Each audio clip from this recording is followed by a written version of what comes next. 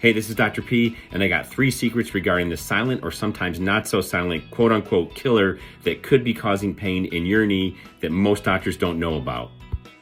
So this right here is an MRI. This is the femur, the thigh bone. This is the tibia, the shin bone. The bone should be kind of blackish grayish.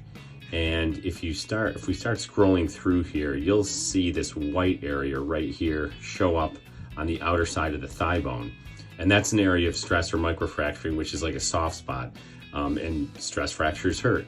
And so that can give pain in the knee. And if you look over here on the side view, here's the front, the kneecap, here's the back of the knee. This is the thigh bone, the femur, the shin bone, the tibia. And again, you see this area that's abnormal. It's a soft spot. And then you also see it here on this view, cutting across the knee. The kneecap is up in here. This is the front of the knee. Here's the calf back here. It's kind of a cross section through the knee, and this area is abnormal. And a lot of doctors either ignore this and say it's bone bruising, or they just ignore it. They don't know anything about it, and that is causing pain. The bone causes most of the pain in people with arthritis.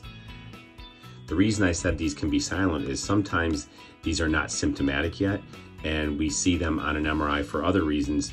However, people who get these are about 9 times more likely to go on to need a knee replacement.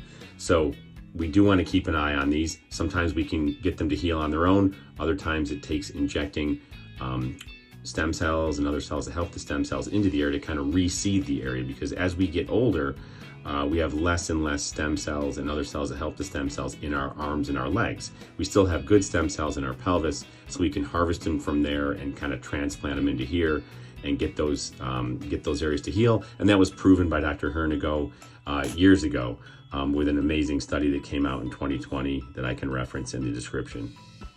So the bottom line is these things should not be ignored, and they definitely can cause symptoms and lead to further problems like knee replacement, and we don't want that, because we want to end the need for knee replacements by the year 2043.